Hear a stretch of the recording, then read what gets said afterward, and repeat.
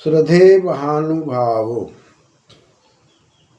हम लोग कारक प्रकरण के अंदर कई सूत्रों पर विचार करते हुए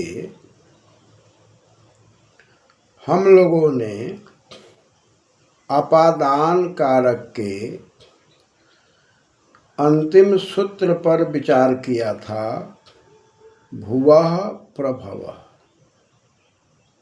जहाँ पर भू से बात की गई थी कि भू धातु से यदि प्र उपसर्ग कर दिया जाए तो प्रभवती रूप बनेगा। अतः इस प्रभाव में, उत्पत्ति में यदि प्रभवती का प्रयोग हो रहा है या निसरती का प्रयोग हो रहा है और कर्ता है, और कर्ता की जहाँ से उत्पत्ति हो रही है, तो जहाँ से उत्पत्ति हो रही है उसमें अपादान कारक की बात कही जा रही है। और अपादान कारक होने से पंचमी विभक्ति की बात कही जा रही है।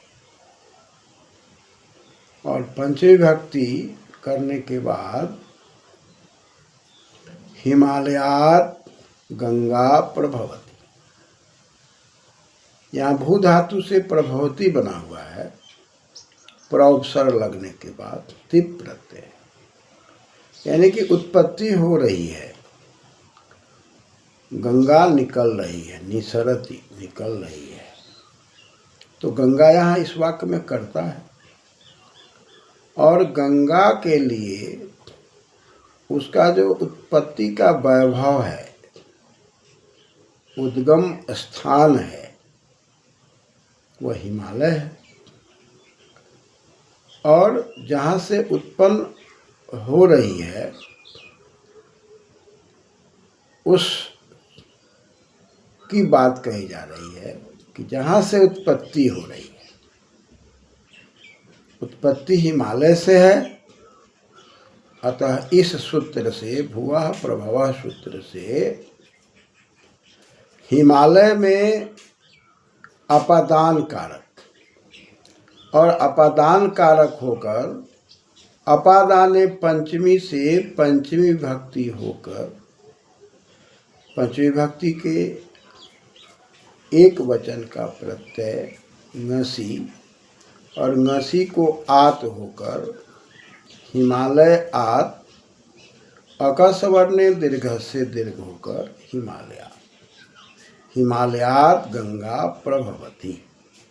प्रभवती क्रिया है, गंगा कर्ता है, हिमालयात् में पंचमी विभक्ति। इस व्यवस्था के अंदर हम लोग विचार कर रहे थे, जिसमें कुछ सूत्र ध्रुवता के कारण अपादान कारक की बात करते थे, लेकिन यह ध्रुवता बाहर भी दिखाई पड़ती थी और कहीं चिंतन के अंदर ध्रुवता दिखाई पड़ती थी। तो बाहर में ध्रुवता दिखाई पड़ने के कारण ध्रुवमुपाय पादानम की बात आ रही थी, और चिंतन मनन क्रिया के साथ करने के बाद जो ध्रुवता दिखाई पड़ रही थी और कुछ शर्त घट रहे थे, वह शर्त क्रिया के कारण और भी कुछ परिस्थितियां थी, वहाँ भी अपादान कारक की बात कही जा रही थी। इस क्रम में अगला सूत्र जो कह रहा है वो संप्रदान कारक की बात कर रहा है, यानी कि क्रिया को बनाने वाला तो कारक है, क्रियाया निर्वर्तकम कारकम। अब कारक में जो जो शर्त घट रहे हैं उससे उसका विभाग हो रहा है। तो ऊपर के सूत्रों में जो शर्त घटे उसमें अपादान कारक कहा गया। लेकिन अब आगे संप्रदान कारक की बात आ रही है कि संप्रदान कारक कब होगा, इसमें क्या शर्त घटेंगे। इसके लिए सूत्र है कर्मणायमभिप्रैति सौ संप्रदानम। अब इस सूत्र में पहला शब्द है कर्मणा, दूसरा शब्द है यम, तीसरा है अभिप्रैति, फिर है सौ और फिर संप्रदान। तो पहले शब्दों पर विचार करेंगे। कर्मणा में कर्मण शब्द है। कर्मण शब्द पर यदि विचार करेंगे तो डुकरी करने धातु है और इसमें मन प्रत्यय लगकर और मन प्रत्यय के कारण यहाँ पर सार्वधातु कारधातु कय सूत्र से क्री के री को गुण की बात आ गई और उरण रपरा से री को अर होकर कर मन। अब कर्मन से तृतीया में टा प्रत्यय करेंगे तो टा का अनुबंध लोप हो करके आ बचेगा और कर्मन में र है, जिसके कारण अटकुप्वांग नुम व्यवाई एपी सूत्र से मकार का व्यवधान होने पर भी यहाँ टवर्गी न की बात कही जा रही है, तो बन जाएगा कर्मणा। एक कर्म है जो सूत्र में बताया जा रहा है कि कर्तुरीप्सितमम कर्म, कर्ता की इच्छा है तब कर्म है। और यहाँ जो कर्मन शब्द से जो कर्मणा की बात कही गई, ये कर्मणा में तृतीया लगने से साधन की बात कही जा रही है। कोई भी कार्य यदि हम करते हैं उसमें कोई साधन बन रहा है या कोई काम हो रहा है, क्रिया के द्वारा, काम के द्वारा कोई काम हो रहा है जिसमें साधन है, तो वो करण भूत कर्म है। कर्म तो है ही, करना तो है ही, लेकिन वो साधन के रूप में है। इसलिए यहाँ कहा जा रहा है कर्मणा। फिर दूसरा शब्द है यम। यम में मूल शब्द यत है और तेदादि नाम से तकार का अहो के गुण हो करके य है बना हुआ और उस य के अंदर जब द्वितीय व्यक्ति के एक वचन में अम करेंगे तो यम बन जाएगा। अमी पूर्व से पूर्व रूप हो जाएगा यम। यह यऊ ये, यम यऊ यहाँ, ऐसा रूप चलता है पुल्लिंग में। तो जिसको करणभूत कर्म के द्वारा, जिसको, ये अर्थ निकल रहा है। कोई भी काम करते हैं जिसमें कोई साधन बन जाता है और साधन के माध्यम से अभिप्रैति, अभिप्रैति पर विचार करते हैं तो अभि उपसर्ग है, प्र उपसर्ग है, इंगत धातु है और तिप प्रत्यय सब आदि होकर के और एते थतिप्सु से वृद्धि होकर के अभिप्रैति रूप दिखाई पड़ता है। तो यहाँ स्पष्ट हुआ करणभूत कर्म के द्वारा जिसका अभिप्रैति, अभिप्राय, उद्देश्य हम सिद्ध करते हैं स्व। तो यहाँ स्व किसके लिए प्रयोग हो रहा है? स्व में यहाँ पर विसर्ग का भाव है। ये तद से स्व बना हुआ है, तदोष सामान्य से स्व आदेश होकर के और एतत् तदोह श्लोपो कोरने समास से हली सूत्र से हल के कारण आगे संप्रदान आने के कारण, हलन शब्द आने के कारण विसर्ग का लोप होकर स्व शब्द है। तो वह माने कौन? तो जिसका अभिप्राय सिद्ध करते हैं, वह कोई व्यक्ति विशेष है। अतः व्यक्ति विशेष के लेने देने की क्रिया में यदि कोई उसकी इच्छा होगी, उसको पूरा कोई करता होगा, तो जिसको पूरा करता होगा वह संप्रदानम। संप्रदानम में विचार करते हैं तो सम उपसर्ग है, प्रोपसर्ग है, डूदादान धातु है, लिट प्रत्यय है। संप्रदानम सम्यक रूपेण परखक रूपेण दीयते इति संप्रदानम।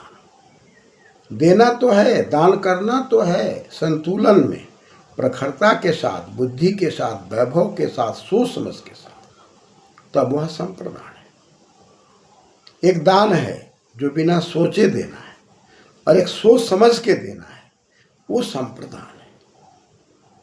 तो कहा कि भाई कर्मणा में साधन की बात आ गई, तो उसको यदि हम मान लेते हैं करणभूत कर्म, साधन के माध्यम से, यस्य अभिप्रायम साधयति तत्कारकम संप्रदान संजकं भवति।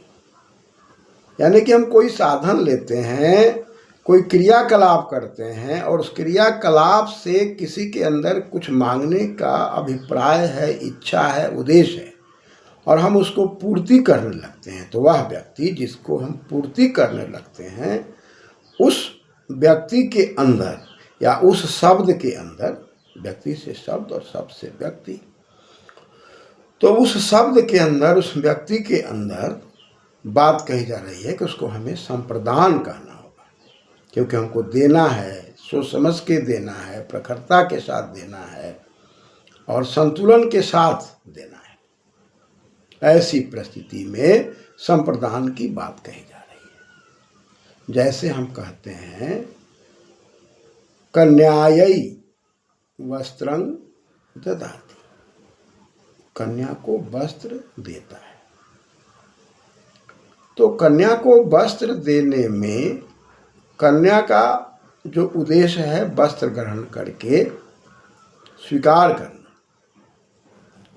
और देने वाला करता है। यदि हम सह लगा देते हैं, सह कन्यायै वस्त्रं ददाति, ददाति यहाँ पर क्रिया है, कन्यायै यहाँ पर संप्रदान कारक है, और संप्रदाने चतुर्थी, संप्रदान कारक होने से इसमें चतुर्थी विभक्ति है। चतुर्थी विभक्ति में हम जो 3 प्रत्यय करते हैं, उसमें न्येर से यह हो जाता है, और पुनः या डापा से याट हो जाता है, और दीर्घ होकर के बन जाता है कन्यायै। तो यहाँ पर कन्याई में कन्या के लिए बात कही जा रही है। ये संप्रदान और संप्रदान का फल चतुर्थी में, चतुर्थी शब्द में भी स्पष्ट अर्थ है, स्वीकार अर्थ में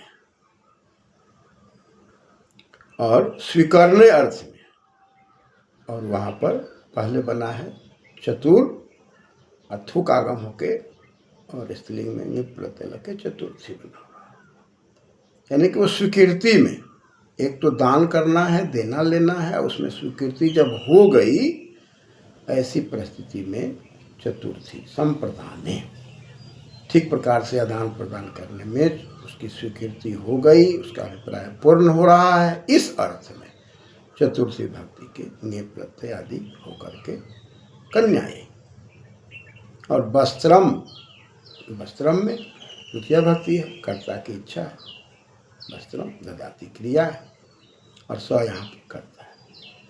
तो कोई भी व्यक्ति दान प्रदान करता है और उसका अभिप्राय सिद्ध होता है, तो संप्रदान कारक की बात कही जा रही है। और संप्रदान कारक जब बात आ गई, तब उसमें चतुर्थी की बात कही जा रही है। इसी प्रकार से हम यदि कहते हैं ब्राह्मणाय गां ददाति, ब्राह्मण को गाय देता है, तो पहला शब्द है ब्राह्मण, और ब्राह्मण शब्द पर विचार यदि करते हैं तो यहाँ पर एक शब्द है व्रीहि वृद्धौ धातु है, और ये जो धातु वाला शब्द व्रीहि वृद्धौ है, इसको हम कहें, व्रीहि से कहें तिप प्रत्यय लगा करके बरहति, और इस अर्थ में हम कहते हैं ब्राह्मण। तो उनादि सूत्र से यदि मनिन प्रत्यय करते हैं तो शब्द बनता है ब्राह्मण, ब्राह्मण। और ब्राह्मण शब्द बनाने के बाद यदि ब्राह्मण के संतान की बात करें तो अन प्रत्यय करके बन जाएगा ब्राह्मणः, प्रथमा भक्ति की एक वचन। अब इसको चतुर्थी में करते हैं तो बन जाएगा ब्राह्मणाय, यहाँ से या हो जाएगा, और सुपीचा से वृद्धि होकर के दीर्घ हो जाएगी, बढ़ोतरी हो जाएगी। तो ब्राह्मण के अ को आ होके बन जाएगा ब्राह्मणाय, और में आ की वृद्धि हो रही है, यानी कि इसको हम दीर्घ कर रहे हैं। अतो दीर्घ हो, यानी सुपीचा से दीर्घ कर, माने अ का आ बढ़ना हो जा रहा है, तो बन गया ब्राह्मणाय। कैसे हुआ ये? तो ब्राह्मण देवता पहले गाय की इच्छा कर रहे हैं, उनको गाय देना है, कर्ता जो है, देने वाला जो है, वह गाय देना चाहता है और ब्राह्मण गाय को लेना चाहते हैं। ऐसी परिस्थिति में उनका अभिप्राय है लेना, एक व्यक्ति चाहता है देना।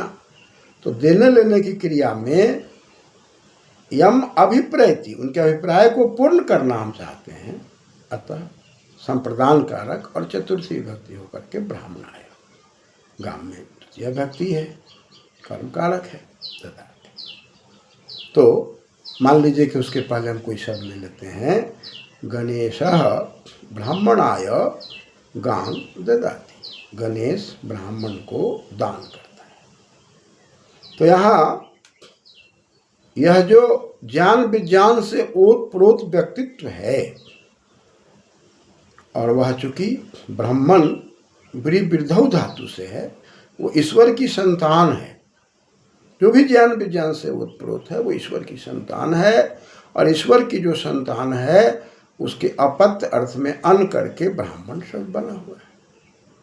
यानी कि सृष्टि के अंदर जो भी मानव, जो भी प्राणी यहाँ पर आए हैं और ज्ञान विज्ञान से ओतप्रोत होकर के संसार को ज्ञान से जोड़ने का कार्य करते हैं, वेद आदि शास्त्रों से युक्त करते हैं, ऐसा व्यक्तित्व ईश्वर के संतान, या दूसरे शब्दों में कहें तदधीते तद्वेद, जो पढ़ता है, वेति जो जानता है।